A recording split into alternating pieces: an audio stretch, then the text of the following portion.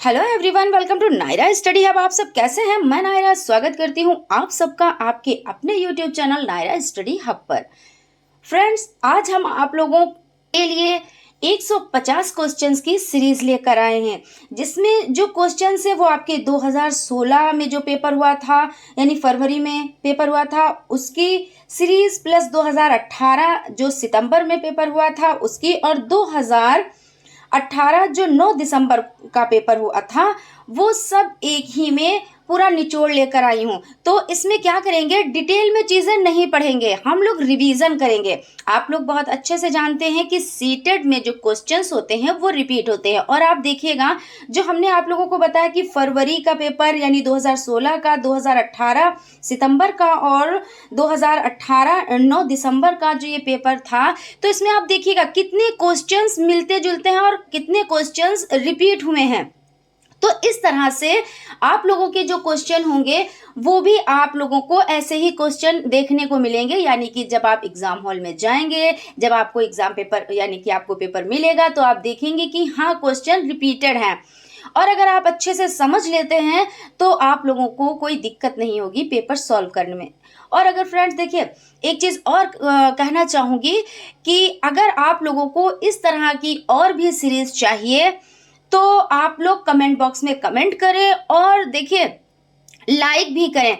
जब आप लाइक करेंगे तो हमें पता चलेगा कि आप लोगों को नीड है, यानी कि इस तरह से जो सॉल्व पेपर है यानी इम्पॉर्टेंट क्वेश्चंस की सीरीज है उसकी आप लोगों को नीड है। और ऐसे हमें क्या पता कि आप लोगों को नीड है या नहीं नीड है, ठीक है ना फ्रेंड्स। और देखिए, अगर आपने अभी तक चैनल को सब्सक्राइब नहीं किया है तो चैनल को सब्सक्राइब कर लें और बेल आइकन को भी ज़रूर प्रेस कर दें, जिससे आने वाली वीडियोस आपसे ना छूटे। और फ्रेंड्स, मैं आप लोगों के सामने देखिए आप लोगों को ये चीज़ बताने आऊँगी, यानी कि मैं खुद से ऑनलाइन आऊँगी कि लाइव, यानी कि ये कि आप लोग सीटेट में किस तरह से जाएं, किस तरह से सावधानियां बरतें और किस तरह से आप लोग पेपर दें। तो इस टॉपिक को मैं लेकर आऊँगी, जो देखिए हो सकता है कि मैं संडे में आऊँ और हो सकता है कि सैटरडे में ही। वैसे तो मुझे जहाँ तक मेरी समझ में आ रहा है कि संडे को मैं आप लोगों से इस टॉपिक पे बातचीत करूँ, ठीक है ना। तो फ्रेंड्स, चलते हैं, देखते हैं आज की सीरीज का फर्स्ट नंबर क्वेश्चन। और एक चीज और बताती हूँ कि इसको डिटेल में नहीं पढ़ना है, इसको रिवीजन करना है, रिवीजन के तौर पे पढ़ना है, ठीक है ना। तो इसमें ज्यादा टाइम भी नहीं लगेगा और आप लोग बहुत आप लोग बोर भी नहीं होंगे। तो जो क्वेश्चन है, निम्नलिखित में से किसको भारत में राज्य का पहला नागरिक कहा गया? गृह मंत्री, राज्य मंत्री, मुख्यमंत्री, उच्च न्यायालय का मुख्य न्यायाधीश। तो इसमें आपका जो आंसर हो जाता है वो देख लेते हैं।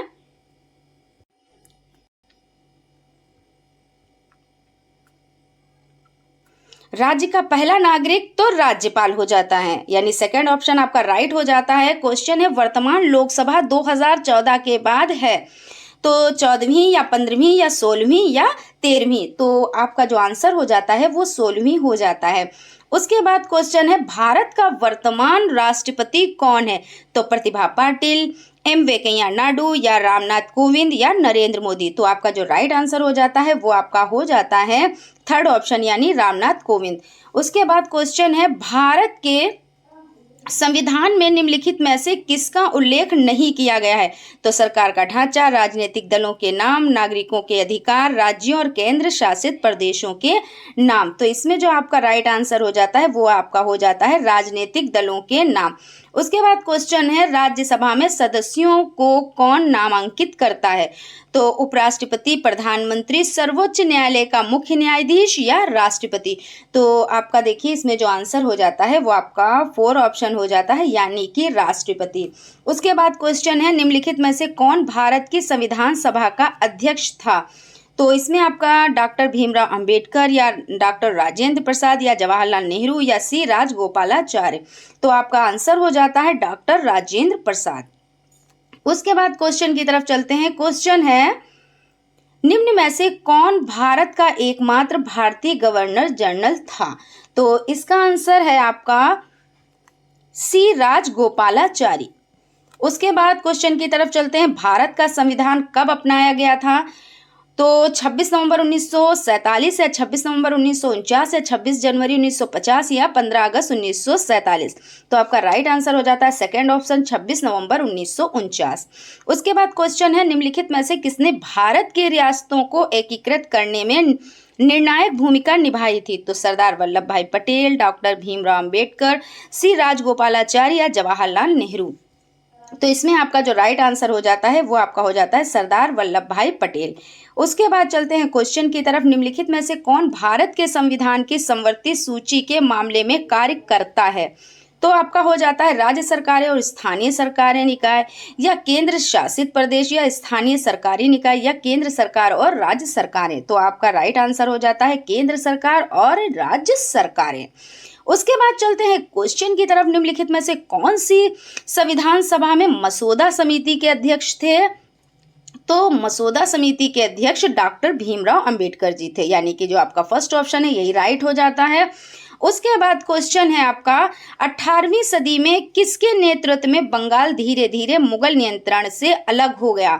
तो आपका है नादिर शाह, अलीवर्दी खान, या बुरहानुल मुल्क, या मुर्शिद कुली खान। तो आपका जो आंसर हो जाता है वो मुर्शिद कुली खान हो जाता है। उसके बाद क्वेश्चन है निम्नलिखित में से किस गवर्नर जनरल ने फैसला किया कि बहादुर शाह जफर आखिरी मुगल सम्राट होंगे और उनकी मृत्यु के बाद किसी भी वंशज को शासक के रूप में पहचाना नहीं जाएगा? तो इसमें जो राइट आंसर हो जाता है वो आपका लॉर्ड कैनिंग हो जाता है। देखिएगा ये क्वेश्चन आपका कितनी बार रिपीट हुआ है, आप लोगों के लिए वेरी वेरी इंपॉर्टेंट हो जाता है। उसके बाद क्वेश्चन है किस गवर्नर जनरल ने घोषित किया कि अवध पर गलत तरीके से शासन किया जा रहा था और उचित प्रशासन सुनिश्चित करने के लिए ब्रिटिश शासन की आवश्यकता थी? तो इसमें आपका जो आंसर हो जाता है वो लॉर्ड डलहौजी हो जाता है। उसके बाद चलते हैं क्वेश्चन की तरफ। कानपुर के किस शासक ने खुद को पेशवा कहा? अब देखिए इसमें कंफ्यूज मत होइएगा, इसमें बाजीराव प्रथम, बाजीराव द्वितीय, बहादुर शाह जफर या नाना साहब। तो इसमें नाना साहब राइट आंसर। कानपुर के किस शासक ने खुद को पेशवा कहा? तो नाना साहब ने। उसके बाद क्वेश्चन है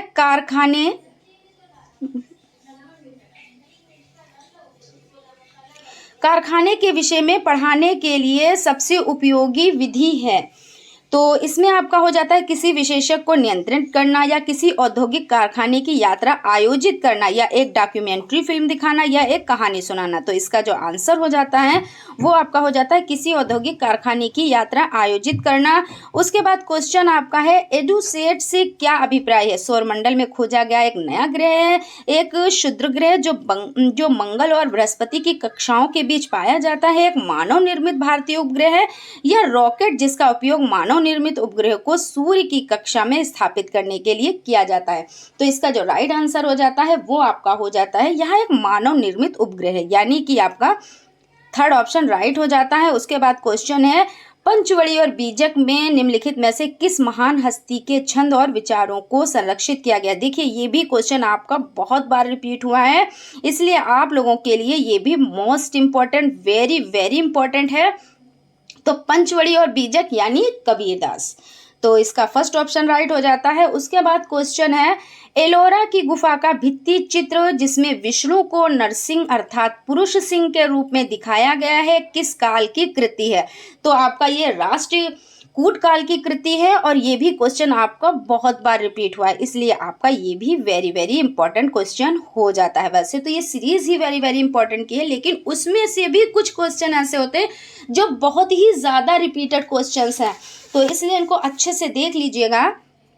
उसके बाद क्वेश्चन है निम्नलिखित में से कौन सा संगठन उपनिषद में आस्था रखता है? तो रामकृष्ण मिशन, सत्य शोधक समाज, सेवा समाज या ब्रह्मा समाज। तो आपका क्या है कि निम्नलिखित में से कौन सा संगठन उपनिषद में आस्था रखता है? तो ब्रह्मा समाज। उसके बाद क्वेश्चन है आपका वात दिग्दर्शी का प्रयोग क्या मापने में किया जाता है? तो वाक दिग्दर्शी का प्रयोग आपका वायु दिशा, देखिए और ट्रिक से इसको समझ लेते हैं। देखिए वाक दिग्दर्शिती, तो वात से वायु हो जाता है और दिग्दर्शी यानी दिग्दर्शी से आपका दिशा हो जाता है। तो इस तरह से आपका सेकंड ऑप्शन राइट हो जाता है। उसके बाद चलते हैं क्वेश्चन की तरफ। वायुमंडल की निम्नलिखित में से कौन सी परत रेडियो तरंगों के संचरण में मदद करती है? तो मध्यमंडल, बाह्य वायुमंडल, बहिर्मंडल या समताप मंडल। तो इसमें जो आपका राइट आंसर हो जाएगा, यानी कि वायुमंडल की निम्नलिखित में से कौन सी परत रेडियो तरंगों के संचरण में मदद करती है? तो बाह्यमंडल या आयनमंडल। तो इसको आयनमंडल भी कहते हैं। तो आप लोग अच्छे से याद रखिएगा, ये भी क्वेश्चन आप लोगों के लिए वेरी वेरी इंपॉर्टेंट हो जाता है, क्योंकि कई बार ये भी रिपीट हुआ है। और इसमें से जो ये मध्यमंडल, बहिर्मंडल, बाह्य वायुमंडल और समताप मंडल, ये और क्षोभ मंडल, इनके बारे में आप अच्छे से डिटेल में पढ़ लीजिएगा, आप लोगों के लिए मोस्ट इंपॉर्टेंट है। उसके बाद पृथ्वी की विभिन्न परतों को क्रम में आंतरिक में बाह्यतम परत तक पहचानिए। तो मेंटल परपटी, बाहरी कोट, आंतरिक कोड या आंतरिक कोड, बाहरी कोड, परपटी, मेंटल या आपका आंतरिक कोड, बाहरी कोड, मेंटल परपटी या परपटी, मेंटल, बाहरी कोड, आंतरिक कोड। तो इसकी एक ट्रिक है, आप ट्रिक से याद कर लीजिए। अब मैप क्या है? अब मैप आया क्या? अब मैप आया से आप लोग इसकी ट्रिक याद कर सकते हैं। आपका आ से हो जाता है, देखिए आपका आ से हो जाता है आंतरिक मंडल और बा से हो जाता है बाहरी कोड, यानी अब से आपका हो गया, देखिए आंतरिक मंडल, बाहरी मंडल। अब मैप और मैप आया, अब मैप आया तो और मै से मेंटल हो जाता है और पा से परपटी हो जाता है और आया आपकी ट्रिक को कंप्लीट करने के लिए, ठीक है ना। तो अब मैप आया, इससे आप लोग अच्छे से याद रख सकते हैं।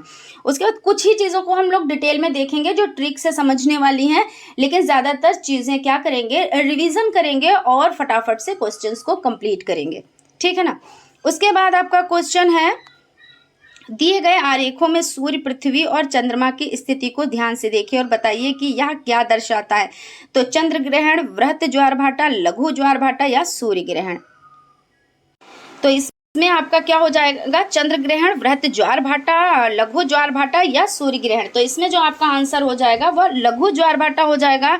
और हम लोग क्या करते हैं, हम लोग चंद्र ग्रहण और सूर्य ग्रहण को समझ लेते हैं। तो आप लोग को अच्छे से पता होगा, देखिए सूर्य क्या होता है, सूर्य अपनी जगह पर रहता है। इसको थोड़ा सा समझ लेते हैं, क्योंकि इस तरह से आपके क्वेश्चंस भी आते हैं। सूर्य अपनी जगह पर रहता है। उसके बाद देखिए हम सबसे पहले क्या सूर्य ग्रहण के बारे में बात करेंगे। तो आपकी जो पृथ्वी है, ठीक है ना, पृथ्वी और सूर्य के बीच में क्या आ जाता है, तो आपका चंद्रमा आ जाता है। क्या आ जाता है, तो चंद्रमा आ जाता है।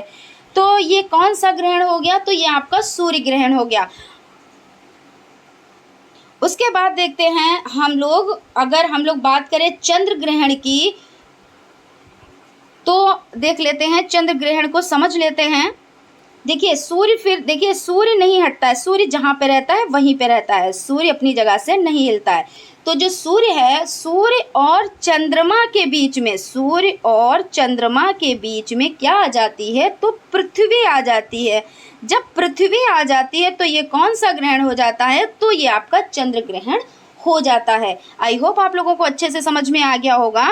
उसके बाद क्वेश्चन है, जब नदी मैदान में प्रवेश करती है तो यह मुड़ जाती है और बड़े मोड़ बनाकर बहती है, तो क्या कहलाती है, तो विसर्प कहलाती है। क्या कहलाती है, विसर्प कहलाती है। उसके बाद क्वेश्चन है, अधिकांश दुर्गम क्षेत्रों में और आपदाओं के समय लोगों को बचाने और भोजन, जल, कपड़े एवं दवाओं को वितरित करने के लिए यातायात का कौन सा साधन बेहद उपयोगी है। तो रेल मार्ग, सड़क मार्ग, जल मार्ग या वायु मार्ग।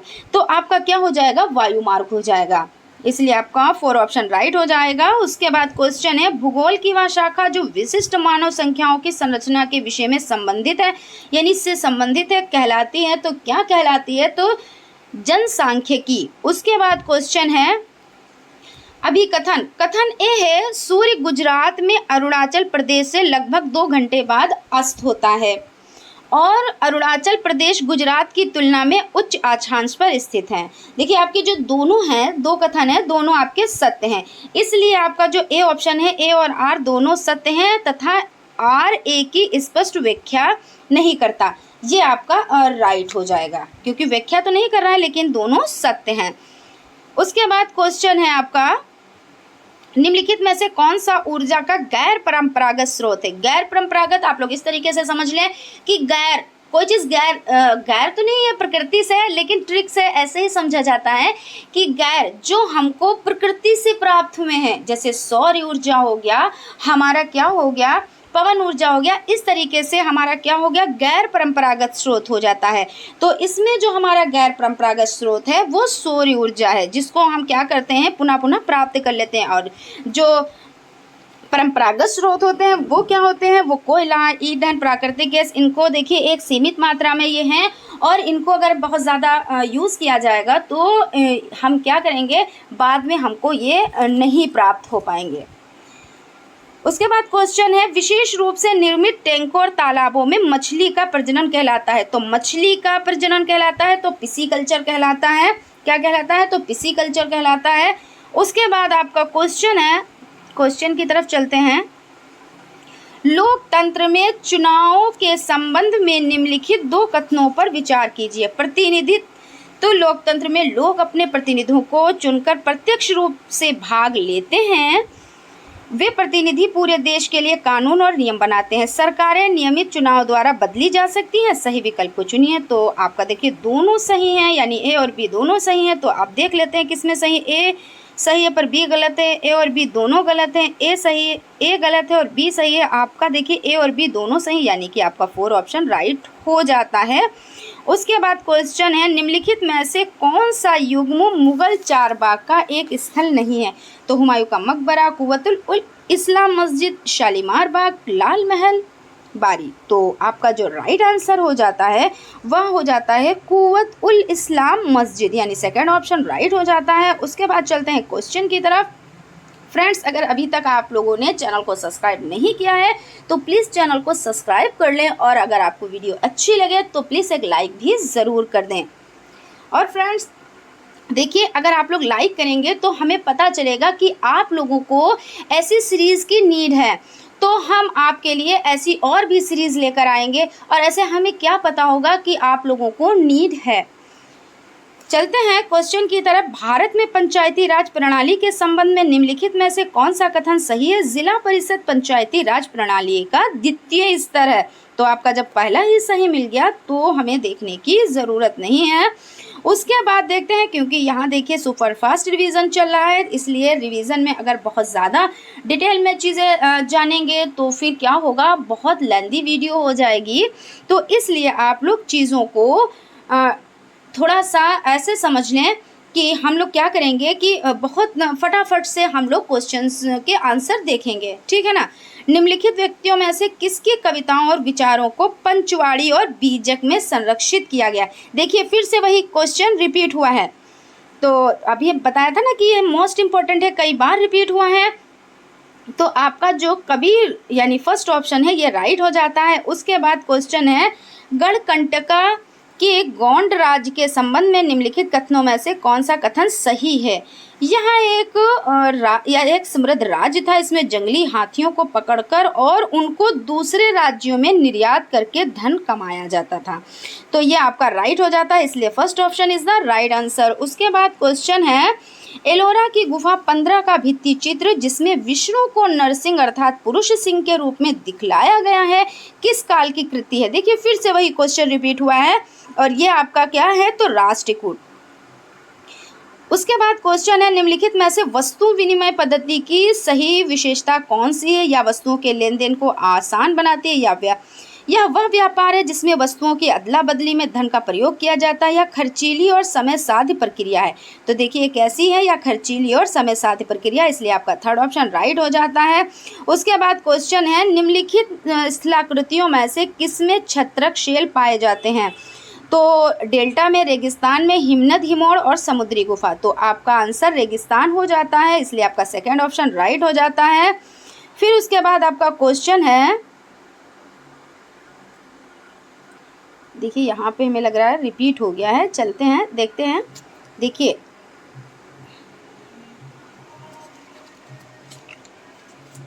निम्नलिखित में से किसके नेतृत्व में बंगाल 18वीं सदी में धीरे धीरे मुगल नियंत्रण से अलग हो गया। तो मुर्शिद कुली खान और नादिर शाह, निज़ामुल मुल्क आसफ जहां, अलीवर्दी खान। तो आपका राइट आंसर मुर्शिद कुली खान हो जाता है। उसके बाद क्वेश्चन है, निम्नलिखित का मिलान कीजिए और सही उत्तर का चयन कीजिए। देखिए क्षोभ मंडल, आपका जो क्षोभ मंडल है वो आपका क्या करता है, मौसम की सभी घटनाएं इस परत में घटित होती हैं। तो इसलिए आपका जो 4 का यानी ए का आपका 4 आंसर राइट हो जाता है। उसके बाद समताप मंडल आपका है, तो समताप मंडल इसमें ओजोन गैस की एक परत होती है। तो समताप मंडल में ओजोन गैस की एक परत होती है और मध्य मंडल में अंतरिक्ष से प्रवेश करने वाले उल्कापिंड इस परत में आने पर जल जाते हैं। देखिए ये अलग अलग क्वेश्चंस भी ऐसे आ सकते हैं और ऐसे मिलान करने के लिए भी क्वेश्चंस आ सकते हैं, तो आप लोग इनको अच्छे से याद कर लीजिएगा। क्योंकि देखिए मध्य मंडल क्या है, तो मध्य मंडल आपका हो जाता है अंतरिक्ष में प्रवेश करने वाले उल्कापिंड इस परत में आने पर जल जाते हैं। और अब आपका बच्चा 1, तो बाह्य वायुमंडल आपका देख लेते हैं कि आपका इसमें कौन सा आंसर राइट हो जाता है। तो सबसे पहले अभी हमारा 1 बचा हुआ है और आपका बाह्य वायुमंडल यानी आयन मंडल इस परत का एक भाग है। तो देख लेते हैं कि ए का 4 देखिए इसमें कौन सा है, तो आपका ये सेकंड हो जाता है। तो इस तरह से आपका सेकंड ऑप्शन राइट हो जाता है। उसके बाद क्वेश्चन है, भारत में चिकित्सा पर्यटकों के संबंध में निम्नलिखित में से 2 कथनों पर विचार कीजिए। वे विदेशी पर्यटक हैं जो भारत के उन अस्पतालों में अपना इलाज कराने के लिए विशेष रूप से आते हैं जहां उन्हें अपने देश की तुलना में कम मूल्य पर विश्व स्तरीय सुविधाएं प्राप्त होती हैं। और ये आपका देखिए राइट हो जाता है। उसके बाद वे भारत के भीतर के ही प्रवासी हैं जो एक राज्य से दूसरे राज्य के उन अस्पतालों में अपना इलाज कराने के लिए जाते हैं जहां उन्हें अपने राज्य की तुलना में कम मूल्य पर विश्व स्तरीय सुविधाएं प्राप्त हो जाती हैं। तो ये आपका गलत हो जाता है। तो इस तरह से ए सही है और बी गलत है। अब देख लेते हैं कौन से ऑप्शन में है, ए सही है बी गलत है, इसलिए आपका फर्स्ट ऑप्शन राइट हो जाता है। उसके बाद क्वेश्चन है, रमाबाई जो महिला शिक्षा की योद्धा थी, कभी स्कूल नहीं गई फिर भी उन्हें पंडिता की उपाधि दी गई, क्योंकि देखिए ये भी क्वेश्चन आप लोगों के लिए मोस्ट इम्पॉर्टेंट हो जाता है। और इसमें देखिए क्वेश्चन क्या है, वे संस्कृत पढ़ना लिखना जानती थी जो एक बहुत बड़ी उपलब्धि थी क्योंकि उनके समय में महिलाओं को इस प्रकार का ज्ञान अर्जित करने की अनुमति नहीं थी। उसके बाद क्वेश्चन है आपका 1856 में निम्नलिखित गवर्नर जनरलों में से किसने यह निर्णय किया था कि बहादुर शाह जफर आखिरी मुगल बादशाह होंगे और उनकी मृत्यु के बाद उनके किसी वंशज को बादशाह नहीं माना जाएगा। तो इसमें आपका जो आंसर हो जाता है वो कैनिंग हो जाता है। उसके बाद आपका क्वेश्चन है, उपनिवेशिक शिक्षा पर गांधी जी के विचारों के संबंध में निम्नलिखित कथनों में से कौन सा कथन गलत है।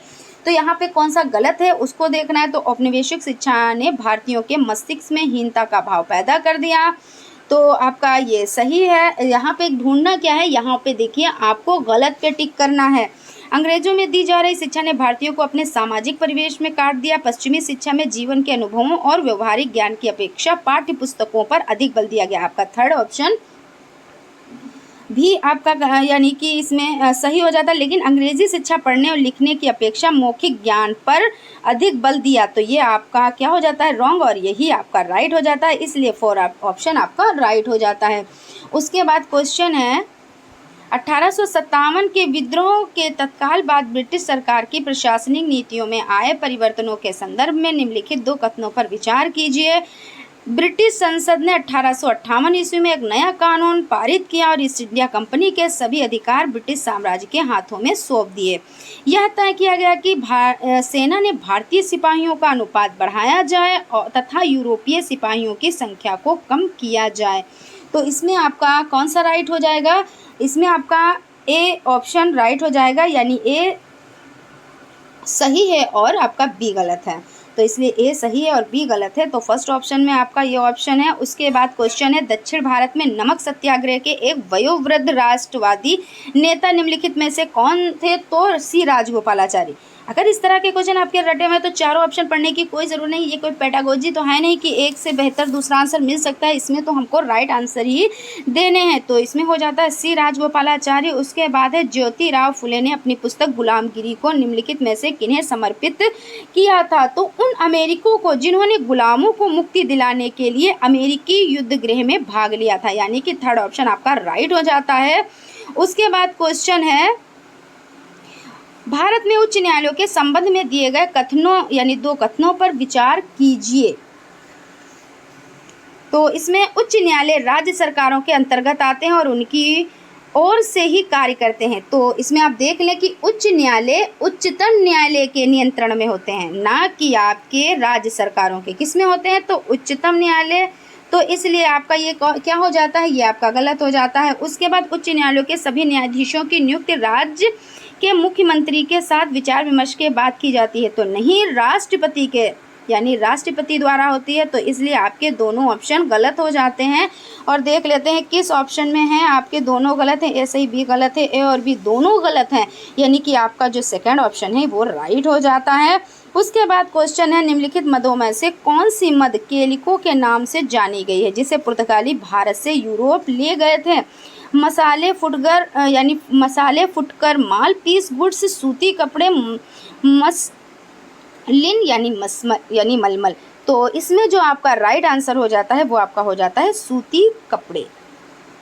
उसके बाद आपका क्वेश्चन है, एक शिक्षक अनुभव करता है कि उच्च प्राथमिक स्तर पर विषय का भार बहुत है, निम्नलिखित में से सबसे अच्छे उपागम का सुझाव दीजिए जो इस समस्या का समाधान करें।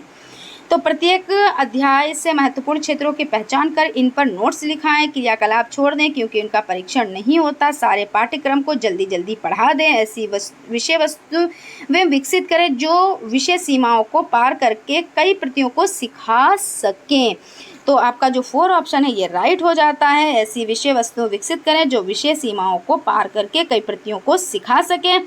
उसके बाद आपका क्वेश्चन हो जाता है, अधिक गहराई में स्थित खनिज निक्षेपों तक पहुंचने के लिए गहरे छिद्र बनाए जाते हैं, इस प्रकार के खनन को क्या कहा जाता है? तो इस प्रकार के खनन को,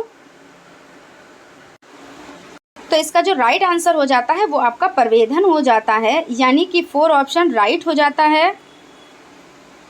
उसके बाद क्वेश्चन है, लद्दाख में पाया जाने वाला यूरेनियम एक उदाहरण है, तो संभाव्य संसाधन का, इस अकॉर्डिंग आपका 3rd ऑप्शन राइट हो जाता है। गर्म जल के झरने देश से प्राप्त ताप ऊर्जा के परिणाम स्वरूप बनते हैं, तो सौर ऊर्जा, भूतापीय ऊर्जा, ज्वारीय ऊर्जा, पवन ऊर्जा। तो इसमें आपका हो जाता है भूतापीय ऊर्जा, इसलिए आपका बी ऑप्शन राइट हो जाता है। उसके बाद क्वेश्चन की तरफ चलते हैं, संसार में प्रचलित रोपण कृषि की सही विशेषता का चयन निम्नलिखित में से कीजिए। तो इसमें देखिए, यह कृषि मध्य अक्षांशों के आंतरिक अर्धशुष्क प्रदेशों में की जाती है। इस प्रकार की कृषि में भूमि का गहन उपयोग करने के लिए कृषक पूरे परिवार के साथ लगा रहता है। इसमें प्रति एकड़ उपज कम होती है। वाणिज्यिक प्रकार की कृषि है जो विस्तृत क्षेत्रों पर की जाती है।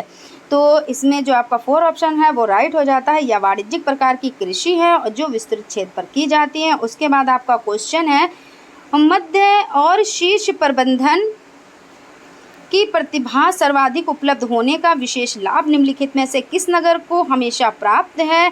तो आपका इसमें जो राइट आंसर हो जाता है वो आपका बंगलुरु यानी बंगलोर हो जाता है।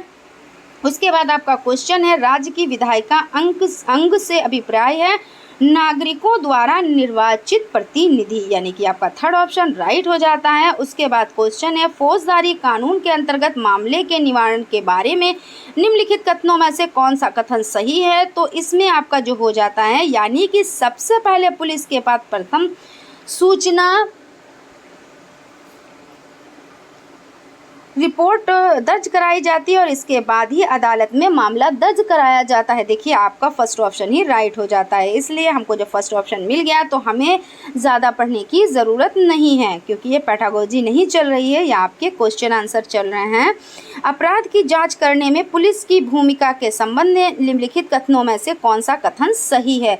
तो सर्वोच्च न्यायालय के दिशा निर्देश पुलिस को जांच के दौरान किसी को सताने या पीटने या गोली मारने की अनुमति नहीं देते, तो इसलिए आपका 1st ऑप्शन ही राइट हो जाता है। उसके बाद चलते हैं क्वेश्चन की तरफ, मौलिक अधिकारों के विषय में निम्नलिखित 2 कथनों पर विचार कीजिए। तो भारत के संविधान में दिए गए सभी मौलिक अधिकार न्यायालय में बाध्यकारी हैं, और तो आपका ये सही हो जाता है। उसके बाद शोषण के विरुद्ध अधिकार नागरिक को उच्च स्तर के न्यायालय में जाने की अनुमति प्रदान करता है यदि वह समझता है कि निचले स्तर के न्यायालय द्वारा दिया गया निर्णय अन्यायपूर्ण है, तो ये भी आपका सही हो जाता है। तो इस अकॉर्डिंग आपका ए और बी दोनों सही हो जाते हैं, यानी ए और बी दोनों सही हैं, यानी कि आपका 4 ऑप्शन सही हो जाता है। उसके बाद क्वेश्चन की तरफ चलते हैं। क्वेश्चन है, नीचे दिए गए अवतरण को पढ़िए और उसके आधार पर प्रश्नों के उत्तर दीजिए। पहिएदार कुर्सी व्हीलचेयर का उपयोग करने वाले रंजन की कक्षा विद्यालय भवन की तीसरी मंजिल में लगती है। वह प्रत्येक दिन सहायक की प्रतीक्षा करता है जो उसे उठाकर विद्यार्थियों की भीड़ से होकर ले जाता है। तो इसके अकॉर्डिंग क्वेश्चन के आंसर देने हैं। भारतीय संविधान के किस अनुच्छेद का उल्लंघन हो रहा है? तो इसमें आपका जो है वो अनुच्छेद 15 का उल्लंघन हो रहा है। ठीक है ना, तो ये आपका क्वेश्चन हो गया। उसके बाद दूसरा क्वेश्चन देख लेते हैं। क्वेश्चन है विकलांगता अधिनियम 1955 के किस प्रावधान का पालन विद्यालय नहीं कर रहा है? तो इसमें विकलांग व्यक्तियों के शिक्षा के अधिकार, अनौपचारिक शिक्षा के लिए योजना और कार्यक्रम, रैंप वाले सार्वजनिक स्थानों और भवनों तक सुरक्षित पहुंचाएं। तो ये इस पे आपका हो जाता है, थर्ड ऑप्शन राइट हो जाता है। उसके बाद क्वेश्चन है रंजन के प्रति सहानुभूति के विकास के लिए विद्यार्थियों के साथ किया गया निम्नलिखित में से कौन सा क्रियाकलाप सबसे अधिक उपयुक्त होगा? रंजन को सीढ़ियों से ऊपर ले जाने और नीचे लाने के लिए विद्यार्थियों को कहना, या व्हील चेयर कैसे ऊपर उठाया जाए इस पर एक विचाराविश, या एक भूमिका निर्वाह नाटिका का आयोजन करना जिससे विद्यार्थी व्हील चेयर में ले जाए यानी ले जाए जाने का अनुभव कर सकें। तो आपका थर्ड ऑप्शन राइट हो जाता है। उसके बाद क्वेश्चन है किसी ऐतिहासिक वर्णन का चुनाव करते समय निम्नलिखित में से किस उद्देश्य पर विचार किया जाना चाहिए? तो लोकप्रिय घटनाओं को उजागर करना, मूल्यपरक निर्णय लेना यानी मूल्यपरक निर्णय देना, प्रसिद्ध व्यक्तियों का मूल्यवर्धन करना, या कारणात्मक संबंध और निष्कर्ष स्थापित करना। तो आपका जो 4 ऑप्शन है वो राइट हो जाएगा, यानी कारणात्मक संबंध और निष्कर्ष स्थापित करना। उसके बाद क्वेश्चन है आपका, यानी देखते हैं नेक्स्ट है, आप नए राज्य पाठ में चोल विषय पढ़ा रहे हैं। पाठ के अंत में अन्यत्र खंड में यानी चीन के तांग राजवंश पर सूचना दी गई है। कक्षा 7 हमारे अतीत। सेकेंड पृष्ठ संख्या 28। सामाजिक विज्ञान के शिक्षक होने के नाते आप इस पर विचार करते समय आपका शैक्षिक विचार क्या होगा? तो विभिन्न समाजों में ऐतिहासिक विकास की तुलना करना, या विद्यार्थियों को चीन के अतीत पर कल्पना करने का अवसर प्रदान करना, या आपका हो जाएगा विद्यार्थियों को विश्व इतिहास से परिचित कराना, या विद्यार्थियों को रोचक तथ्यों के प्रति जागरूक कराना। तो आपका इसमें जो आंसर हो जाता है वो हो जाता है विद्यार्थियों को रोचक तथ्यों के प्रति जागरूक कराना। उसके बाद क्वेश्चन है, आप देखते हैं कि सामाजिक विज्ञान की कक्षा में विद्यार्थी कुछ पूर्वाग्रह का प्रदर्शन करते हैं। अपनी सबसे उपयुक्त प्रतिक्रिया को चुनिए। इन टिप्पणी पर ध्यान नहीं दूंगा, सामाजिक यथार्थ के आयामों पर ये चर्चा का आयोजन करूंगा, विद्यार्थियों को दंडित करूंगा। अब यहाँ पे दंडित है तो पहले से ही इसके कट कर दें, क्योंकि आपको 3 ही ऑप्शन में से छांटना रहेगा। पढ़ाए जा रहे अध्याय को पढ़ाना बंद कर दूंगा, तो यहाँ पे बंद भी नहीं करना, तो आपके ये 2 ऑप्शन तो ऐसे ही कट गए। अब आपके 2 ऑप्शन बचे हैं, इन टिप्पणियों पर ध्यान नहीं दूंगा, तो ये भी आपका कट जाता है। इस अकॉर्डिंग आपका सेकंड ऑप्शन राइट हो जाता है। उसके बाद क्वेश्चन है, सामाजिक और राजनीतिक जीवन पढ़ाने के लिए दिए गए उपायों ए, बी और सी में सबसे उपयुक्त उपायों को चुनिए। व्यक्तित्व अध्ययन यानी व्यक्ति अध्ययन, परिभाषाएं, दृश्य सामग्री। तो आपका ए, बी और सी तीनों राइट हो जाते हैं, इसलिए आपका सेकंड ऑप्शन राइट हो जाता है। उसके बाद चलते हैं क्वेश्चन की तरफ। क्वेश्चन है, पाठांत प्रश्नों का सबसे उपयुक्त उपयोग है सीखे हुए को समझने में तथा अपने शब्दों में व्यक्त करने में, विद्यार्थियों को सक्षम बनाना, अध्याय में महत्वपूर्ण भागों की पहचान करना, विद्यार्थियों के लिए अध्याय का सारांश प्रस्तुत करने की शिक्षकों को सहायता करना, या परीक्षा के लिए प्रश्न सुझाना। तो इसमें आपका हो जाएगा सीखे हुए को समझने में तथा अपने शब्दों में व्यक्त करने में विद्यार्थियों को सक्षम बनाना। और जहाँ पर विद्यार्थियों को सक्षम बनाने की बात हो रही हो तो वो आपका आंसर राइट हो जाता है। उसके बाद है, सतत और समग्र मूल्यांकन के अनुसार आकलन के बारे में निम्नलिखित में से कौन सा उद्देश्य सबसे उपयुक्त है? तो आपका हो जाता है देखिए, विषय वस्तु के बारे में विद्यार्थियों के प्रत्यास्मरण का परीक्षण करना, या विद्यार्थियों को उत्तर देने के लिए प्रोत्साहित करना। देखिए, विद्यार्थियों को उत्तर देने के लिए प्रोत्साहित करना, यही आपका राइट आंसर हो जाता है। और भी देख लेते हैं। विद्यार्थियों की तुलना कर उनकी रैंक निर्धारित करना, तो तुलना करना ही नहीं है। विद्यार्थियों को अंक देकर प्रेरित करना, तो ये भी नहीं करना, तो इस अकॉर्डिंग आपका सेकंड ऑप्शन राइट हो जाता है। उसके बाद क्वेश्चन है, इतिहास आपके लिए सहायक होगा वर्तमान का कैसे विकास हुआ या समझने में, हमारे भौतिक और सामाजिक विश्व की गतिविधियों को समझने में, या अतीत की वर्तमान से तुलना करने में। तो आपका इसमें जो आंसर हो जाएगा वो ए, बी और सी तीनों सही हो जाएंगे, इसलिए आपका फर्स्ट ऑप्शन सही हो जाएगा, यानी राइट हो जाएगा। एक शिक्षक भारत के विभाजन पर प्राथमिक स्रोतों पर आधारित एक कार्य योजना प्रोजेक्ट करवाना चाहता है, निम्नलिखित में से कौन सा प्राथमिक स्रोत नहीं है। तो प्राथमिक स्रोत नहीं है वो देखना है, तो मौखिक इतिहास ये आपका हो जाता है, समाचार पत्रों का पूरा लेखागार ये भी आपका हो जाता है, जो आपका उपन्यास है ये आपका नहीं होता है, इसलिए आपका यही राइट हो जाता है। नहीं है यानी नेगेटिव पूछ रहे हैं कि नहीं है, तो उपन्यास नहीं है। उसके बाद उच्च प्राथमिक स्तर पर निम्नलिखित में से किस विषय को सामाजिक विज्ञान में सम्मिलित नहीं किया गया, तो राजनीति विज्ञान, मनोविज्ञान, भूगोल, इतिहास। तो आपका जो मनोविज्ञान हो जाता है ये आपका राइट हो जाता है, क्योंकि इसी को सम्मिलित नहीं किया गया है। उसके बाद है, जब विभिन्न संदर्भों में रहने वाले दो व्यक्तियों की स्थितियों पर कोई वर्णन दिया जाता है, तब सामाजिक विज्ञान के शिक्षक को अपने विद्यार्थियों को प्रोत्साहित करने का प्रयास करना चाहिए, जिससे कि वे उस वर्णन के पात्रों के बारे में मूल्यपरक निर्णय करें, उसे जाति, वर्ग, लिंग भेद करें, उनके माध्यम से प्रस्तुत सूचना का परीक्षण करें, उनमें से आदर्श पात्र की पहचान करें। तो उस वर्णन के पात्रों के बारे में मूल्यपरक निर्णय करें, यह आपका राइट हो जाता है। उसके बाद क्वेश्चन है, उच्च प्राथमिक स्तर पर निम्नलिखित कथनों में से कौन सा कथन सामाजिक विज्ञान का सही वर्णन करता है। तो यहाँ कम वैज्ञानिक है और धारणाओं पर आधारित है, या विवेचनात्मक सोच और कल्पनाशीलता को प्रेरित करता है। तो जहाँ पे इस तरह का हो जाता है ऑप्शन ये आपका राइट हो जाता है। फिर भी हम देख लेते हैं, या वास्तविक जीवन और रोजगार दिलाने के लिए, जहाँ पे रोजगार की बात हो वो आपका कट जाता है, और याद करने की बात हो वो भी आपका कट जाता है। तो आपके दो तो ऐसे ही कट गए। उसके बाद देखिए आपका जो सेकंड ऑप्शन है वो राइट हो जाता है, और यह कम वैज्ञानिक है और धारणाओं पर आधारित है, तो ये भी आपका गलत हो जाता है। उसके बाद चलते हैं क्वेश्चन की तरफ। सामाजिक समानता के सिद्धांतों को सुनिश्चित करने के लिए निम्नलिखित में से कौन सा मानव मूल्य सर्वाधिक महत्वपूर्ण होगा, उपभोक्तावाद, दक्षता, प्रतिस्पर्धा, या परस्पर आदर। तो इसमें आपका जो परस्पर आदर हो जाता है ये आपका राइट हो जाता है। उसके बाद चलते हैं क्वेश्चन की तरफ। एक शिक्षक चाहता है कि उसके विद्यार्थी नगर निगम को उपलब्ध धनराशि के स्रोतों का पता लगाएं, निम्नलिखित में से कौन सी विधि सबसे अधिक विश्वसनीय और उपयुक्त होगी। तो इसमें आपका है, काउंसलों के साथ भेंट वार्ताएं, या सरकारी बैंक वेबसाइटों को ढूंढना, आपस में विमर्श करना, या किसी विशेषज्ञ का भाषण आयोजित करना। तो इसमें आपका आंसर हो जाता है काउंसलों के साथ भेंट वार्ताएं। उसके बाद चलते हैं क्वेश्चन की तरफ। निम्नलिखित में से किस विषय सामग्री को पाई आरेख के द्वारा सबसे अच्छी तरह प्रदर्शित किया जा सकता है।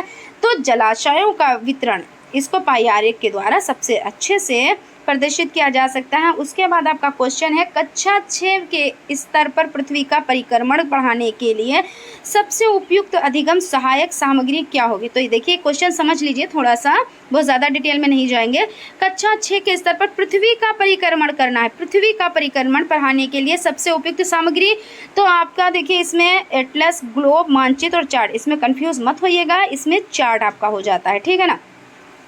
उसके बाद क्वेश्चन है, दो विषयों ए और बी पर विचार कीजिए और लिंग समानता के बारे में चर्चा करने के लिए सही विषय वस्तुओं को चुनिए। श्रम की महत्ता, गुण व्यवस्था के उत्तरदायित्व, केवल ए प्रासंगिक है या ए और बी दोनों अप्रासंगिक हैं, केवल बी प्रासंगिक है या ए और बी दोनों। तो इसमें आपका जो आंसर हो जाता है वो आपका हो जाता है ए और बी दोनों प्रासंगिक हैं, ठीक है ना। तो इसलिए आपका 4 ऑप्शन राइट हो जाता है। उसके बाद क्वेश्चन है, विद्यार्थियों को इतिहासकारों के समान सोचने के लिए प्रोत्साहित करने के निम्नलिखित में से कौन सी विधि सर्वाधिक उपयुक्त होगी। परियोजना विधि, स्रोत विधि, कहानी सुनने वाली विधि, पूछताछ विधि।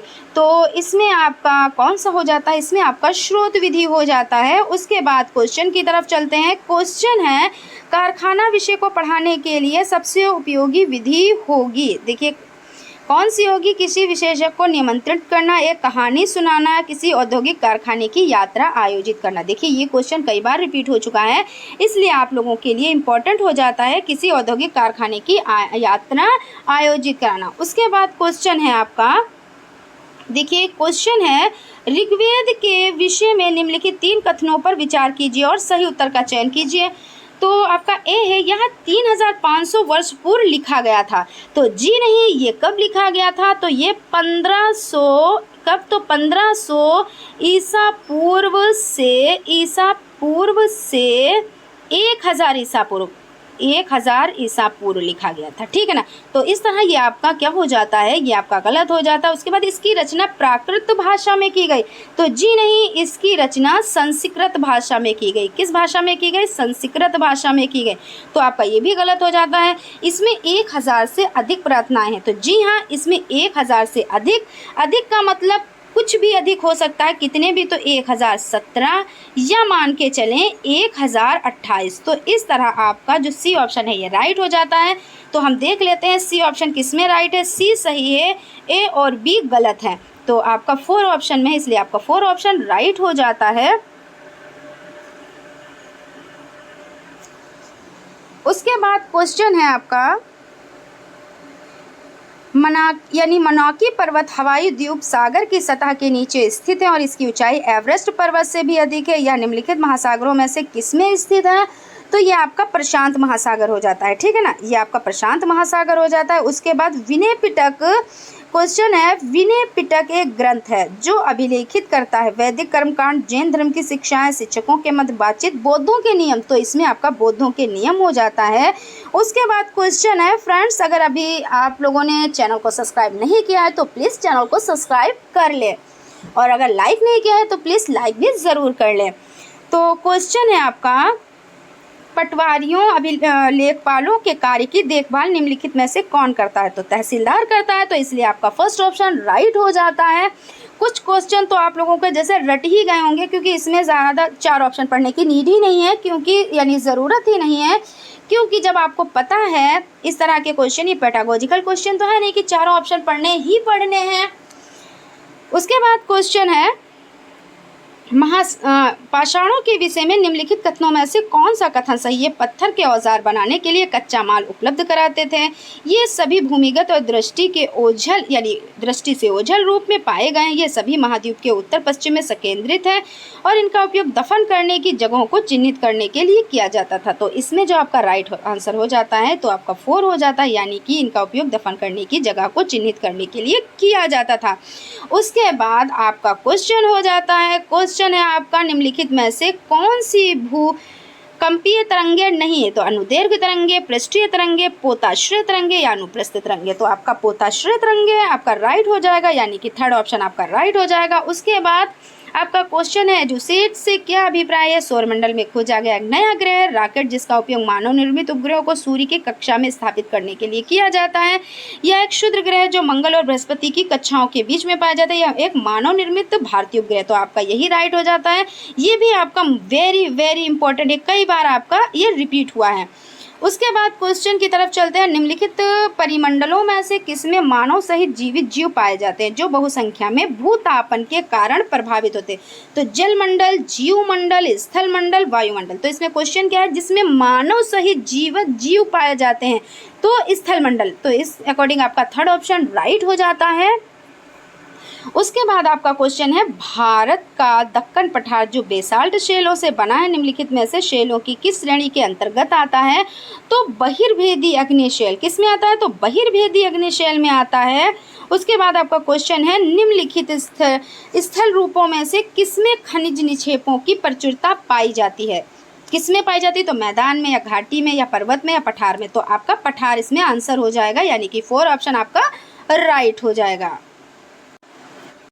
चलते हैं क्वेश्चन की तरफ। क्वेश्चन पर चलने से पहले फ्रेंड्स देखिए, अगर अभी आप लोगों ने यानी अभी तक आप लोगों ने चैनल को सब्सक्राइब नहीं किया है तो प्लीज़ चैनल को सब्सक्राइब कर लें, जिससे जो वीडियो आने वाली है वो आप तक पहुंच सकें। और मैं वही क्वेश्चंस करा रही हूँ जो आप लोगों के लिए मोस्ट इम्पॉर्टेंट है, जो आपके एग्जाम में बार बार पूछे गए हैं और आप लोगों को अच्छे से पता है कि जो क्वेश्चंस बार बार पूछे जाते हैं तो वो आप लोगों को आपके एग्जाम में देखने को मिल जाते हैं। तो इस तरह से अगर अभी तक आप लोगों ने चैनल को सब्सक्राइब नहीं किया है तो प्लीज़ सब्सक्राइब कर लें और बेल आइकन को भी ज़रूर प्रेस कर दें। और फ्रेंड्स, इसके बाद जो वीडियो आएगी वो भी आप लोगों के लिए मोस्ट इम्पोर्टेंट होगी, क्योंकि जो और भी पेपर रह गए हैं उनको भी मैं सॉल्व कराऊंगी। उसकी सीरीज़, उसमें क्वेश्चंस आपके कम से कम 200 क्वेश्चंस में लेकर आऊँगी और वो फास्ट रिवीजन में आप लोगों को कराऊंगी, ठीक है ना। तो चलते हैं, देखते हैं क्वेश्चन। ऋतु प्रवास से अभिप्राय है नए चरागाहों की खोज में अपने पशुधन के साथ लोगों की ऋतुवत गतिशीलता या वन्य प्राणियों की ऋतुवत गतिशीलता या फसल कटाई की अवधि के दौरान श्रम शक्ति नगर से गांव की ओर प्रवसन या लोगों की अपनी जीविका के लिए ऋतुवत गतिशीलता। तो इसमें आपका जो आंसर हो जाता है वो आपका हो जाता है नए चरागाहों की खोज में अपने पशुधन के साथ लोगों की ऋतुवत गतिशीलता। उसके बाद क्वेश्चन है निम्नलिखित में से सही जोड़े बनाएं। तो इसमें देखिए लाइन है, ये बुक में थोड़ी सी थी तो इसलिए ये लाइन रह गई है, तो इस पर आप लोग थोड़ा वो मत कीजिएगा कि मैं पहले से लाइन खींच कर लाई हूँ, मगर ऐसा हो जाता है क्योंकि बुक्स में पहले से टिक लगे हैं ना, क्योंकि मैं पढ़ती हूँ तो इसलिए वो टिक हो गए हैं। तो अंतर्भेदी अग्निशैल आपका हो जाता है तो ग्रेनाइट हो जाता है, अंतर्भेदी जो हो जाता है तो वो ग्रेनाइट हो जाता है। उसके बाद बहिर्भेदी अग्निशैलें जो हैं वो आपकी क्या हो जाती हैं, तो बहिर्भेदी अग्निशैलें आपकी हो जाती हैं बेसाल्ट हो जाती हैं। उसके बाद अवसादी शैलें आपकी क्या हो जाती हैं, तो बलुआ पत्थर हो जाती हैं। और कायांतरित शैलें आपकी देखिए चूना पत्थर हो जाती है। तो इस अकॉर्डिंग जो ए का है वो आपका 4 ऑप्शन है। देख लेते हैं ए का आपका 4 ऑप्शन किस में है, तो ए का 4 ऑप्शन आपका देखिए 4 ऑप्शन में है, तो इसलिए आपका 4 ऑप्शन राइट हो जाता है। उसके बाद क्वेश्चन है निम्नलिखित क्षेत्रों में से किसमें चिनूक स्थानीय पवन चलती है, तो प्रेरी में चलती है ना, तो आपका देखिए आंसर मिल गया, तो ज़्यादा पढ़ने की क्या ज़रूरत है। उसके बाद वायुमंडलीय परतों में कौन सी परत रेडियो प्रसारण में सहायता करती है, तो रेडियो प्रसारण में तो आपका बाह्यमंडल हो जाएगा। आप लोग बहुत अच्छे से याद रखिएगा, वेरी वेरी इंपॉर्टेंट है आपके ये पॉइंट, क्योंकि क्षोभ मंडल के बारे में, समताप मंडल के बारे में, बाह्यमंडल और आपका मध्य मंडल और ये आपके जितने भी मंडल हैं आप लोगों के लिए मोस्ट इम्पॉर्टेंट है। और हमने आप लोगों को एक ट्रिक भी बताई थी कि अगर सीरियल वाइज में करने को आ जाए तो छोड़ सब में आया बाहर, तो आप उस ट्रिक से आप लोग इसको सीरियल वाइज भी लगा सकते हैं, क्योंकि इस तरह से भी क्वेश्चन पूछ लिए जाते हैं। उसके बाद क्वेश्चन है सुनहरी जरी निम्नलिखित में से किसकी एक किस्म है, तो सुनहरी मतलब सिल्क ही है, तो आपका सिल्क हो जाता है। उसके बाद क्वेश्चन है आपका जनसंख्या घनत्व से अभिप्राय है किसी क्षेत्र विशेष में रहने वाले लोगों की संख्या या एक निश्चित अवधि के दौरान लोगों की संख्या या भूपृष्ठ पर लोगों के फैलने का स्वरूप या पृथ्वी के पृष्ठ के एक इकाई क्षेत्र में रहने वाले लोगों की संख्या। तो आपका ये 4 ऑप्शन राइट हो जाता है। उसके बाद चलते हैं क्वेश्चन की तरफ। क्वेश्चन है देखिए ये सुपर फास्ट रिवीजन है, इसलिए चीज़ों को नहीं समझा रहे हैं डिटेल में। आप लोगों के जो मोस्ट इम्पॉर्टेंट क्वेश्चन है जो बार बार एग्जाम में पूछे गए हैं वही क्वेश्चंस की सीरीज़ लेकर आई हूँ। तो पृथ्वी की सतह के निकट स्थित खनिजों को बाहर निकालने के लिए निम्नलिखित में से किस विधि का प्रयोग किया जाता है, आखनन, कूपक, कूपकी खनन, विवृत खनन। देखिए फिर से वही आपका क्वेश्चन आ गया, क्या कह रहे हैं कि पृथ्वी की सतह के निकट स्थित खनिजों को बाहर निकालने के लिए निम्नलिखित में से किस विधि का प्रयोग किया जाता है।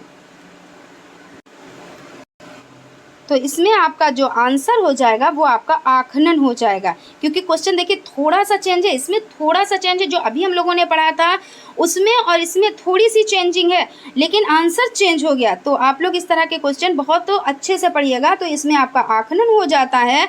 उसके बाद उद्योग के निम्नलिखित प्रकारों में से टोकरी बुनाई किसका एक उदाहरण है, तो आपको पता है लघु उद्योग, तो आपका फर्स्ट ऑप्शन राइट हो जाता है। उसके बाद क्वेश्चन है तानाशाही के संदर्भ में निम्नलिखित कथनों में से कौन सा एक गलत है, तो तानाशाही में तानाशाह द्वारा लिए गए निर्णयों पर लोग प्रश्न नहीं कर सकते, अंतिम निर्णय लेने की शक्ति तानाशाह में निर्मित होती है, या तानाशाह द्वारा लिए गए निर्णयों पर तानाशाह को स्पष्टीकरण देने की आवश्यकता नहीं होती है, और तानाशाह में तानाशाह द्वारा लिए गए निर्णयों पर लोग प्रश्न उठा सकते हैं, नहीं उठा सकते ना। तो इसलिए आपका इसमें क्या पूछ रहे हैं, कौन सा गलत है, तो गलत यानी नेगेटिव, यानी कि देखिए इसमें कोई प्रश्न नहीं उठा सकते और इसमें कह रहे हैं कि उठा सकते, तो यही आपका गलत हो जाता है।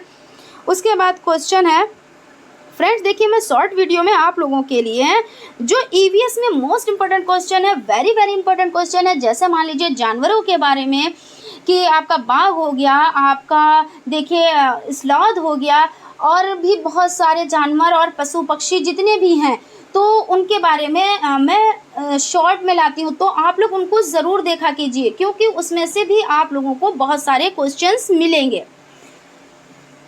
तो चलते हैं क्वेश्चन की तरफ। कृष्णराज सागर बांध निम्नलिखित नदियों में से किस पर बनाया गया है? तो गोदावरी, कृष्णा, कावेरी, महानदी। तो आप लोग जानते हैं कि कावेरी, तो इसलिए आपका क्या हो जाता है, थर्ड ऑप्शन राइट हो जाता है। हिंदू उत्तराधिकारी संशोधन अधिनियम 2005 मृतक पिता की संपत्ति में समान अधिकार प्रदान करता है, तो पत्नी, पुत्र, पुत्रों तथा पुत्री, पुत्रियों को, तो आपका फर्स्ट ऑप्शन ही राइट हो जाता है। उसके बाद चलते हैं क्वेश्चन की तरफ। भारतीय राष्ट्रीय राज्य का वर्णन करने के लिए विविधता में एकता मुहावरा इन राष्ट्रीय नेताओं में से किसने दिया? तो पंडित जवाहरलाल नेहरू जी ने, तो इसलिए आपको और ऑप्शन पढ़ने की ज़रूरत ही नहीं है। उसके बाद क्वेश्चन है आपका, जनपद पंचायत के कार्यों के विषय में निम्नलिखित दो कथनों फर्स्ट और सेकंड पर विचार कीजिए तथा सही उत्तर का चयन कीजिए। तो जनपद पंचायत जिला स्तर पर विकास योजनाएं निर्धारित करती हैं। जनपद पंचायत ग्राम पंचायतों के मध्य धन वितरण नियमित करने के लिए जिला परिषद की सहायता लेती हैं। तो इसमें जो आपका आंसर हो जाता है,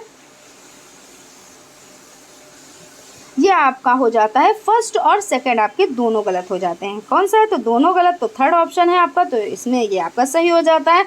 उसके बाद है सूचना का अधिकार अधिनियम पर निम्नलिखित में से दो कथनों फर्स्ट और सेकंड पर विचार कीजिए तथा सही उत्तर का चयन कीजिए। तो सूचना का अधिकार अधिनियम के माध्यम से कोई भी नागरिक केवल केंद्रीय सरकार के विभागों की कार्यप्रणाली के संदर्भ में सूचना प्राप्त कर सकता है, तो ये आपका गलत हो जाता है। उसके बाद आपका हो जाता है सूचना का अधिकार अधिनियम के अंतर्गत सूचना प्राप्त करने के लिए नागरिक को किसी स्तर के किसी न्यायालय में पहले याचिका दाखिल करनी पड़ती है। तो आपका फर्स्ट और सेकंड दोनों गलत हो जाते हैं, तो इसलिए देखिए फर्स्ट और सेकंड दोनों गलत है, यानी कि थर्ड ऑप्शन आपका राइट हो जाता है। उसके बाद क्वेश्चन है, सुल्ताना का स्वप्न नामक कहानी की लेखिका इनमें से कौन है? तो सुल्ताना तो रुकैया सखावत हुसैन। और आप लोग ट्रिक से कैसे याद रख सकते हैं, आप लोगों ने जोधा अकबर देखा होगा, उसमें देखिए रुकैया हैं, तो वो अपने कितने एटीट्यूड में रहती हैं, वो सुल्तान, मतलब इस तरह से आप लोग याद करें कि वो रुकैया थी और सुल्तान के पद पे थी, यानी कि वो अकबर की बीवी थी और वो अपने आप ही को सबसे ज़्यादा मानती थी, तो यानी कि सुल्ताना। तो सुल्ताना और कौन? तो रुकैया सखावत। तो इस तरह से आपका आंसर ये हो जाएगा। ट्रिक वाइज चीज़ें याद रह जाती हैं। चलते हैं क्वेश्चन की तरफ। गुलामगिरी नामक पुस्तक इनमें से किसने लिखी? तो ज्योतिराव फुले ने, तो इसलिए आपका फर्स्ट ऑप्शन ही राइट हो जाता है। उसके बाद क्वेश्चन है, भारतीय न्यायिक व्यवस्था के संदर्भ में अपील की व्यवस्था का अर्थ है ऊपरी अदालतों के फैसले निचली अदालतों को मान्य होते हैं। यानी किसी व्यक्ति को अगर ऐसा लगता है कि निचली अदालत द्वारा दिया गया फैसला सही नहीं है, तो वह उससे ऊपर की अदालत में अपील कर सकता है। तो जी हाँ, कर सकता है, तो इसलिए आपका सेकेंड ऑप्शन राइट हो जाता है। उसके बाद चलते हैं क्वेश्चन की तरफ। क्वेश्चन है आपका, सरकार के कार्यपालिका अंग से अभिप्राय है। क्वेश्चन है आपका, सरकार के कार्यपालिका अंग से अभिप्राय है लोगों का समूह जो कानूनों को लागू करने और शासन चलाने के लिए उत्तरदायी है। तो यही आपका राइट हो जाता है, यानी कि फर्स्ट ऑप्शन आपका राइट हो जाता है। उसके बाद क्वेश्चन है आपका, संविधान का अनुच्छेद 22 सुनिश्चित करता है कि शोषण के विरुद्ध अधिकार, शिक्षा का अधिकार, गिरफ्तारी के दौरान या हिरासत में दुर्व्यवहार से बचने का अधिकार। तो आपका यही राइट हो जाता है, यानी कि जो अनुच्छेद 22 है तो वो आपका गिरफ्तारी के दौरान या हिरासत में दुर्व्यवहार से बचने का अधिकार है। उसके बाद है, लोकसभा में सत्ताधारी दल का मुखिया इनमें से कौन होता है? तो आप लोगों को अच्छे से पता है कि लोकसभा में सत्ताधारी दल का मुखिया कौन होता है, तो प्रधानमंत्री होता है। उसके बाद चलते हैं क्वेश्चन की तरफ। उच्च प्राथमिक स्तर पर सामाजिक विज्ञान के स्वरूप पर निम्न तीनों कथनों पर विचार कीजिए। यह अपने वातावरण में लोगों का अध्ययन करता है। जी हाँ। उसके बाद आपका यह लोगों के संबंध और उनकी अंतर्निर्भरता का अध्ययन करता है, और यह अतीत और वर्तमान के साथ संबंधों का अध्ययन करता है। तो आपका फर्स्ट, सेकंड और थर्ड दोनों राइट हो जाते हैं, इसलिए आपका थर्ड ऑप्शन राइट हो जाता है। उसके बाद क्वेश्चन है उच्च प्राथमिक स्तर पर सामाजिक एवं राजनीतिक जीवन की पाठ्य पुस्तकों में निम्नलिखित विषयों में से किससे संबंधित विषय वस्तु सम्मिलित हैं? तो अर्थशास्त्र, दर्शन शास्त्र, अंतर्राष्ट्रीय संबंध, मनोविज्ञान। तो आपका इसमें अर्थशास्त्र हो जाता है। उसके बाद चलते हैं क्वेश्चन की तरफ। क्वेश्चन है आप ऐतिहासिक कल्पना पर प्रश्न क्यों पूछेंगे? निम्नलिखित में से सबसे उचित विकल्प को चुनिए। यह वर्तमान की अतीत के साथ तुलना करने में प्रोत्साहित करता है। तो ये तो आपका सही हो जाता है, लेकिन और भी ऑप्शन देख लेते हैं हम।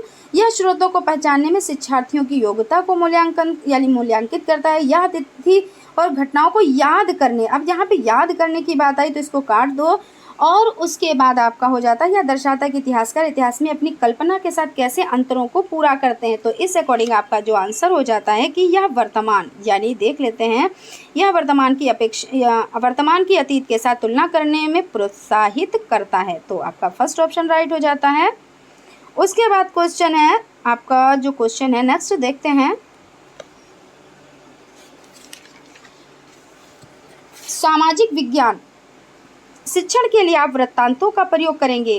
दिए गए विकल्पों में से सबसे उचित कारण को चुनिए। कक्षा को मनोरंजक एवं सजीव बना सकें, अवधारणाओं को सजीव वास्तविकताओं से जोड़ सकें। तो जी हाँ, जोड़ सकें, वास्तविकताओं से जोड़ सकें, तो ये आपका हो जाता है। उसके बाद और भी ऑप्शन देख लेते हैं। पाठ्यक्रम की पूर्णता को सुनिश्चित कर सकें या शिक्षार्थियों की संवेदनशील बना सके जिससे वे उचित आदर्श का पता लगा सके। तो आपका सबसे राइट आंसर यही हो जाता है, सेकेंड ऑप्शन। उसके बाद है राष्ट्रीय आधार यानी राष्ट्रीय आधार समूह 2006 के अनुसार सामाजिक विज्ञान का शिक्षण अपनी लोकप्रियता खो रहा है क्योंकि यह एक अनुपयोगी विषय के रूप में जाना जाता है। यह कई विषयों के अध्ययन को प्रोत्साहित करता है या मानवीय मूल्यों में अंतर विरोध की कई स्थितियां प्रस्तुत करता है। तो आपका थर्ड ऑप्शन राइट हो जाता है। उसके बाद क्वेश्चन है निम्नलिखित में से कौन सा विकल्प विद्यालय आधारित आकलन का अनुपयुक्त वर्णन है? तो आपका हो जाता है या गैर शैक्षिक पक्षों को सम्मिलित करता है या सभी पक्षों को सम्मिलित करता है या केवल सहगामी पक्षों को सम्मिलित करता है। तो इसमें आपका जो आंसर हो जाएगा वो थर्ड ही हो जाएगा। उसके बाद क्वेश्चन है आपका, एक शिक्षक का सामाजिक विज्ञान के विषय को संपादित करने की भूमिका पर निम्नलिखित फर्स्ट और सेकंड कथनों पर विचार कीजिए तथा सही उत्तर का चयन कीजिए। शिक्षक सभी शिक्षार्थियों की गरिमा को आवश्यक सुनिश्चित करें और संवेदनशीलता के साथ चर्चा को शुरू करें। उसके बाद शिक्षक लड़कों के साथ तथ्यों और लड़कियों की भावनाओं पर बल दें। जी नहीं, हमें क्या करना है, हमें दोनों की भावनाओं पर बल देना है, किसी एक की नहीं, ना लड़का ना लड़की, हमें सभी को समान मानना है। तो इसलिए आपका क्या हो जाएगा, केवल ए सही हो जाएगा, यानी कि 4 ऑप्शन आपका राइट हो जाएगा। सामाजिक विज्ञान का अध्ययन वैज्ञानिक क्यों है? तो इसकी क्या है, इसकी विषय वस्तु में वैज्ञानिक शब्दावली का प्रयोग है या यह सामाजिक अध्ययन को विज्ञान कहने की मांग को पूरा करता है। इसके अंतर्गत क्रमबद्ध तरीके से प्रमाणित ज्ञान को अर्जित किया जाता है। तो आपका ये राइट हो जाएगा, इसके अंतर्गत क्रमबद्ध तरीके से प्रमाणित ज्ञान को अर्जित किया जाएगा। उसके बाद आपका क्वेश्चन है, आप एक वर्ष में नियोजित, अल्प नियोजित और अनियोजित ग्रामीण श्रमिक द्वारा बिताए गए समय के समानुपात को चित्रित करना चाहते हैं। निम्नलिखित में से आप कौन से आरेखीय चित्रण को चुनेंगे? तो समय दंड रेखा, प्रवाह आरेख, दंड आरेख, चक्र आरेख। तो इसमें आपका चक्र आरेख हो जाएगा। तो इस अकॉर्डिंग आपका 4 ऑप्शन राइट हो जाएगा। उसके बाद क्वेश्चन है, शिक्षार्थियों का सामाजिक विज्ञान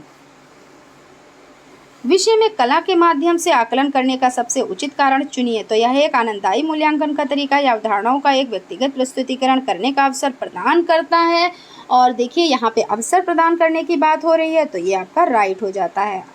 उसके बाद चलते हैं क्वेश्चन की तरफ। क्वेश्चन है, निम्नलिखित में से भूमंडलीय तापन पर वृद्धि परियोजनाओं में से कौन सा द्वितीयक स्रोत पर आधारित है? द्वितीय स्रोत देखना है मौसम वैज्ञानिक के कार्यालय द्वारा एकत्रित मौसम के अविश्लेषित आंकड़ों पर आधारित आरेखीय निरूपण या एक पुस्तक में उल्लेखित मौसम में हुए परिवर्तनों पर आधारित चर्चा करना, या आपका हो जाता है भूमंडलीय तापन पर चित्रों का कोलाज बनाना या एक क्षेत्र में रह रहे वरिष्ठ नागरिकों से मौसम में होने वाली परिवर्तनों पर साक्षात्कार। तो आपका जो आंसर हो जाता है वो आपका हो जाता है फर्स्ट। तो इस तरह से चलते हैं, इस तरह से आपका क्वेश्चन का जो आंसर हो जाता है ये फर्स्ट हो जाता है। अब चलते हैं नेक्स्ट क्वेश्चन की तरफ। फ्रेंड्स, अगर अभी तक आप लोगों ने चैनल को सब्सक्राइब नहीं किया तो प्लीज़ सब्सक्राइब ज़रूर कर लें। एक शिक्षक विद्यार्थियों को कुछ मानदंड देते हैं और कहते हैं कि वे उन पर आधारित अपनी परियोजना का आकलन करें। निम्नलिखित में से कौन से आकलन के तरीके का प्रयोग शिक्षक द्वारा किया जा रहा है? तो स्वयं आकलन। तो आपका स्वयं आकलन है, संकलात्मक आकलन है, रचनात्मक आकलन है, समकक्षीय आकलन है। तो स्वयं आकलन है आपका, तो ये आपका राइट हो जाता है। उसके बाद आपका क्वेश्चन है, नागरिक शास्त्र की नामावली में राष्ट्रीय पाठ्यचर्या की रूपरेखा एनसीएफ 2005 ने बदलाव का क्या सुझाव दिया है? तो सामाजिक और राजनीतिक जीवन, अर्थशास्त्र, भूगोल, इतिहास। तो आपका सामाजिक और राजनीतिक जीवन यानी आपका फर्स्ट ऑप्शन राइट हो जाता है। उसके बाद क्वेश्चन है, निम्नलिखित में से उच्च प्राथमिक स्तर पर सामाजिक विज्ञान के कक्षा कक्ष में आप किस मूल पर सबसे कम बल देंगे? तो वैज्ञानिक दृष्टिकोण, समानता, सहयोग, प्रतियोगितात्मकता। तो हम किस पे देंगे? तो प्रतियोगितात्मकता पर। तो आपका जो 4 ऑप्शन है वो आपका राइट हो जाएगा। उसके बाद है शिक्षार्थियों, यानी क्वेश्चन देख लेते हैं। क्वेश्चन है, शिक्षार्थियों के संकलनात्मक आकलन का उद्देश्य क्या है? तो परियोजना का आकलन, पाठ के अंत में आकलन, सत्र के समाप्त होने का आकलन, कक्षा के दौरान आकलन। तो सत्र के समाप्त होने पर आकलन। उसके बाद क्वेश्चन है, मान लीजिए एक शिक्षक को कक्षा 7 में पाठ ठंडा रेगिस्तान लद्दाख पढ़ाना है। निम्नलिखित में से कौन सी विधि सबसे अधिक उचित होगी? तो आपका क्या हो जाएगा? प्रतीक अध्ययन विधि हो जाएगी। प्रतीक अध्ययन विधि यानी कि आपका जो फर्स्ट ऑप्शन है ये राइट हो जाएगा। उसके बाद क्वेश्चन है, उच्च प्राथमिक स्तर पर ऐतिहासिक तथ्यों, इतिहास लेख को पढ़ाने के लिए निम्नलिखित में से कौन सी विधि अधिक प्रासंगिक है? तो आपकी हो जाएगी स्रोत विधि, यानी कि आपका सेकंड ऑप्शन राइट हो जाएगा।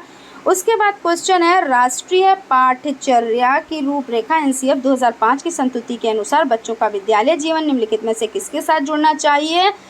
तो मुख्यधारा के विचार, विद्यालयों की आधारभूत संरचना, वार्षिक परीक्षा, विद्यालय का बाह्य वातावरण। तो विद्यालय का बाह्य वातावरण, तो आपका 4 ऑप्शन राइट हो जाएगा। उसके बाद है, निम्नलिखित में से किस विकल्प को दंड आरेख में सबसे अच्छे तरीके से दर्शाया जा सकता है? तो वर्षा को सबसे अच्छे तरीके से दर्शाया जा सकता है, इसलिए आपका वर्षा ऑप्शन राइट हो जाएगा। उसके बाद चलते हैं क्वेश्चन की तरफ। क्वेश्चन है, लोकतांत्रिक संस्थाओं की समझ को विकसित करने के लिए निम्नलिखित में से सबसे उचित पाठ्यक्रम संकलित उपागम को चुनिए। तो इसमें आपका हो जाएगा मुख्य रूप से राष्ट्र स्तरीय उदाहरणों को प्रस्तुत करना, शिक्षार्थियों को कठोर वास्तविक स्थितियों से परिचित कराना।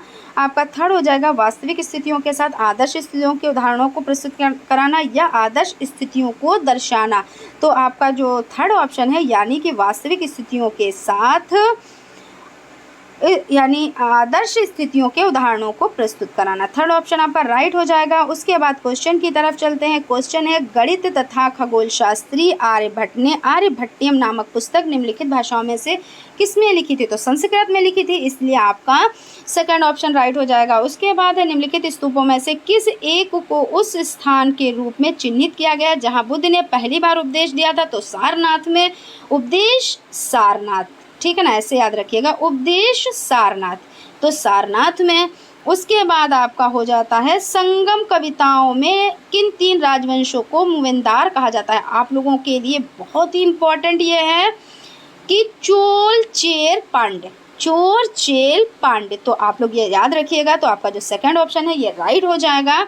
उसके बाद आपका क्वेश्चन है, रामपुरवा में मिला उत्कृष्ट पॉलिश करने वाला पत्थर बना सांड जिसे अब राष्ट्रपति भवन में रखा गया, इसमें से किसके शासनकाल में बना? तो मौर्य के शासनकाल में बना।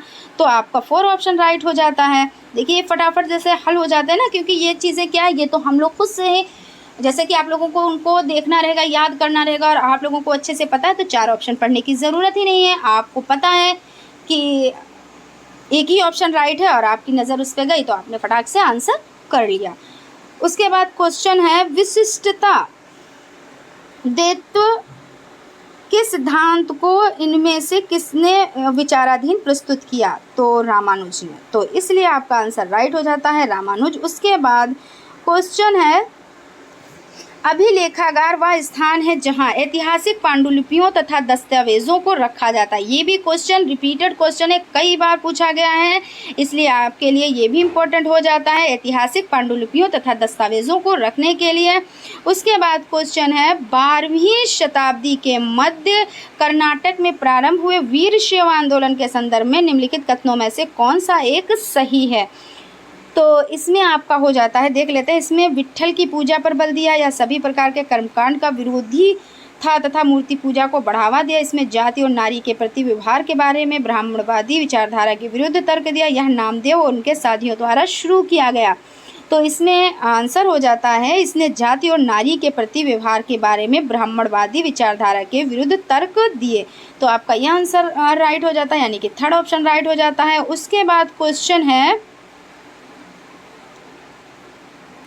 है दिल्ली की आरंभिक सल्तनत के समय में बदंगा के बारे में निम्नलिखित दो कथन फर्स्ट और सेकंड पर विचार कीजिए तथा सही उत्तर का चयन कीजिए। बदंगा विशेष गुलाम थे जिन्हें सैनिक सेवा के लिए खरीदा जाता था और उन्हें राज्य के बहुत से महत्वपूर्ण राजनीतिक पदों पर कार्य करने के लिए बड़ी सावधानी से प्रशिक्षित किया जाता था। तो ये आपका राइट हो जाता है। उसके बाद बदंगा पूरी तरह से अपने मालिकों पर निर्भर होते थे, इसलिए सुल्तान उन पर विश्वास नहीं करते थे और न उन पर निर्भर हो सकते थे। तो ये आपका गलत हो जाता है। तो इस अकॉर्डिंग आपका फर्स्ट सही और सेकेंड गलत। देख लेते हैं, फर्स्ट और सेकंड दोनों सही है, फर्स्ट और सेकंड दोनों गलत हैं और इसमें आपका फर्स्ट सही है और सेकंड गलत है। तो आपका जो थर्ड ऑप्शन है वो आपका राइट हो जाता है। उसके बाद क्वेश्चन है इन नाविकों में से किसने भारत का समुद्री रास्ता पाने के लिए पश्चिम की ओर प्रस्थान कर अटलांटिक महासागर को पार किया? तो क्रिस्टोफर कोलंबस ने। और कब? तो 1498 में। उसके बाद क्वेश्चन है निम्नलिखित राजवंशों में से किसने अपने अभिलेखों में मलयालम भाषा एवं लिपि का प्रयोग किया? तो चेर। मलयालम भाषा का प्रयोग किया तो चेर। उसके बाद आपका क्वेश्चन हो जाता है वर्ष 1906 में ग्राम संगमा के विद्रोह का कारण था गुजरात के पाटीदार किसानों पर अंग्रेजों द्वारा थोपे गए भारी लगान के खिलाफ विद्रोह या असम में आदिवासी समूहों द्वारा किया गया औपनिवेशिक वह कानून का विरोध? तो असम में आदिवासी समूहों द्वारा किया गया औपनिवेशिक वन कानूनों का विरोध। फ्रेंड्स देखिए अब थोड़ा सा बचा हुआ है क्योंकि 150 क्वेश्चंस की ही ये सीरीज़ है। अब जब नेक्स्ट सीरीज़ लाएंगे वो 200 क्वेश्चंस की सीरीज़ लाएंगे।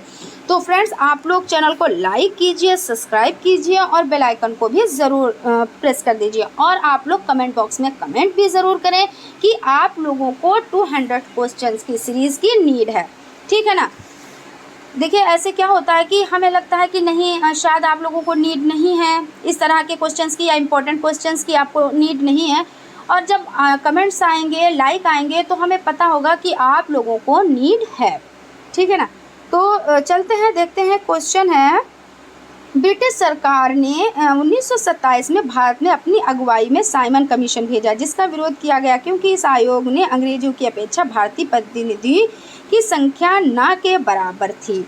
उसके बाद है इसमें कोई भी भारतीय महिला प्रतिनिधि नहीं थी और इसमें केवल अंग्रेजी पढ़े लिखे भारतीय प्रतिनिधियों को शामिल किया गया था। इस आयोग में कोई भारतीय प्रतिनिधि नहीं था।